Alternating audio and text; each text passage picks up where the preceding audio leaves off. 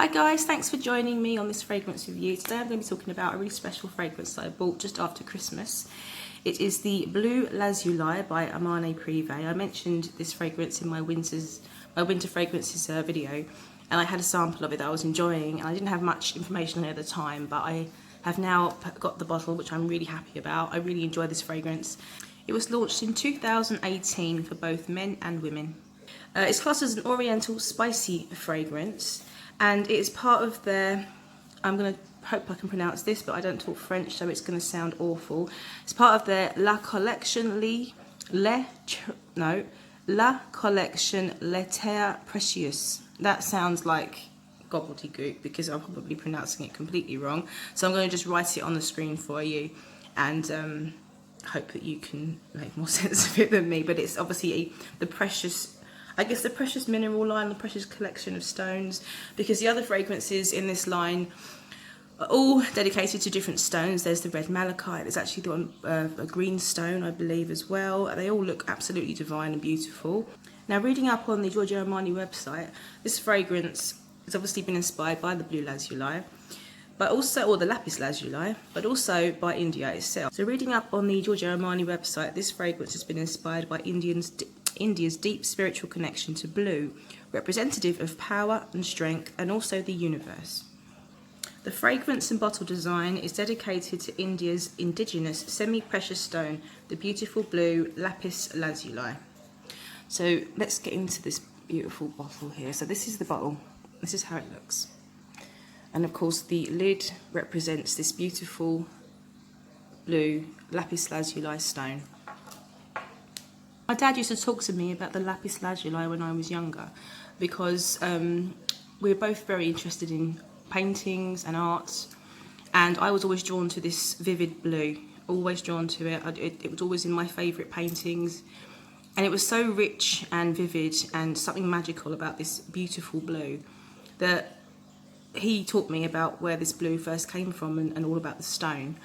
And we'd go to museums and I would see paintings, perhaps very of a religious nature normally, and you'd see this beautiful bright blue that was featured in a very old painting, and I'd always wonder how it would be so vivid and so beautiful, considering that the rest of the painting would be much duller and the colours would never really reach the same magnitude as this beautiful blue. And what he taught me was, and reading up obviously again, Lapis Lazuli is one of the most sought after stones since man's history began. Its deep celestial blue remains the symbol of royalty and honour, gods and power, spirit and vision. By the way, you can just totally skip past all of this if you want to get to the fragrance. But if you are interested, then obviously keep listening. I've got a little bit of information for you guys. I hope you're interested. The stone has many associations, such as healing properties, chakra energies, also said to attract fortune, luck and positivity. The stone has been mined for 6 millennia, used by the ancient Egyptians and Babylons for jewellery, amulets, and also its reputed use of its magical aura against the evil eye. Its rarity and cost meant that it could only be afforded by the richest of patrons for the creation of art. The stone is finely ground down to produce the pigment and is used as paint in lots of different types of art. So, like I say, this is something I've been interested in and very much drawn to ever since I was young and got into painting, and everything about this colour is just so attractive to me, and it just bewitches me. And when I see it, I get completely drawn in. Now, I do actually have my very own piece of semi-precious Lapis Lazuli, which I can show you in just a bit if I can get some film of it. My dad, who is a joiner, carpenter, artist, he made me a beautiful piece of art, like an object that sits below a newel just under my staircase, and it has a piece of this Lapis Lazuli encased in it. I'll just see if we can get some film. Okay, so this is the object he made. Beautiful thing. So it sort of sits below the newel like that. And it's like a Turkish looking lamp, upside down lamp I suppose, but it's beautifully turned on with wood. I think it's with ash wood. And then inside is like this resin shaped egg. And then inside that, it's suspended with the resin, and there's a piece of Lapis Lazuli just there, which is about the size of a large walnut. but the colour and light in here is not doing it justice. It's actually beautifully blue, but it looks black, which is such a shame. I can't seem to get the light to do anything about that. So yeah, that's the Lapis Lazuli. It obviously is there to resemble a piece of Lapis Lazuli, which I think it does. If you see images of it, that is how it looks. And it's just a really beautiful, beautiful bottle that is covered in fingerprints. It's just absolutely stunning. Probably one of my most sexy bottle designs I have, I think. Okay, so you guys are here for the fragrance, so let's get into that. So as I said before, it's classed as a oriental spicy fragrance. It has notes of bergamot, mate, cardamom, plum, jasmine, osmanthus, tobacco, honey, sandalwood and vanilla. If I'd heard about the notes before I'd smelt this, I would have had a very different idea of how this would actually smell.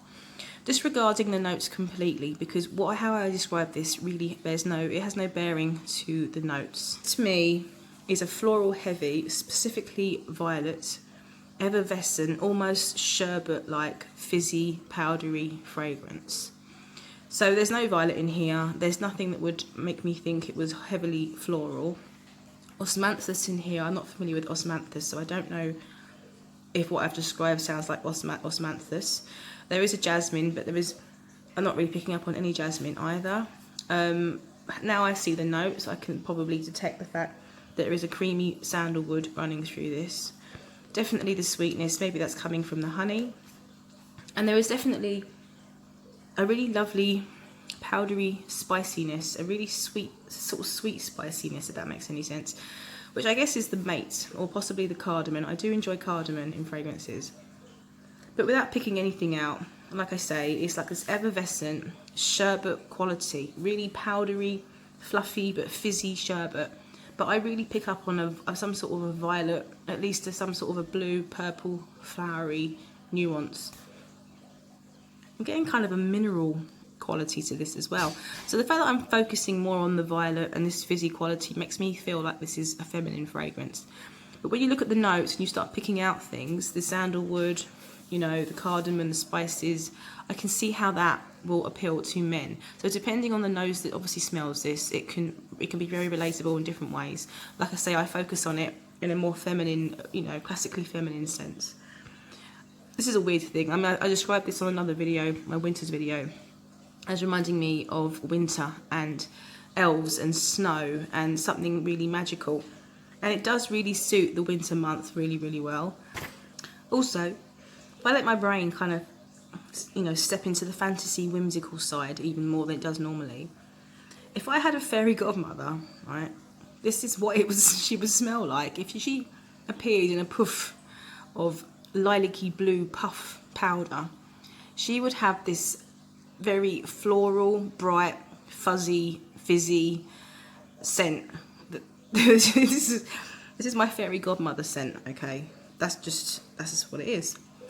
So with that being said, it also has a slight maturity to it. There's the powderiness perhaps, it just, to me, it leans slightly more mature. Another thing about this fragrance is it's quite linear. It doesn't really change particularly much through its wear. I think through the wear, it lasts a good 6 hours. And it sits roughly maybe a couple of feet from you for those first good few hours. I think as it dries down, it maybe gets a bit softer. I think the sweetness always stays there. It keeps that really lovely powdery effervescentness all the way through.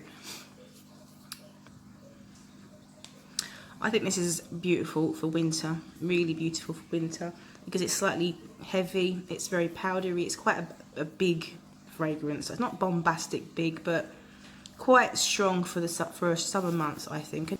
Probably spring and winter, I think, for this. This would be beautiful in those months. It's a lively, fun, effervescent, mature, classy, sweet, really, really beautiful fragrance. And it kind of smells blue. If you can imagine what blue smells like. Have I just drunk too much Lemsip? I have no idea. But it does smell like fluffy, fuzzy, powdery blue. And that's it. there you go. That's the end of my fragrance review. I hope you've enjoyed it. I hope it wasn't too long, and I look forward to seeing you all on my next one. Let me know what you think of this fragrance, how you got it. I'd love to know your thoughts, and I'll see you all again on my next one. Take care now. Bye.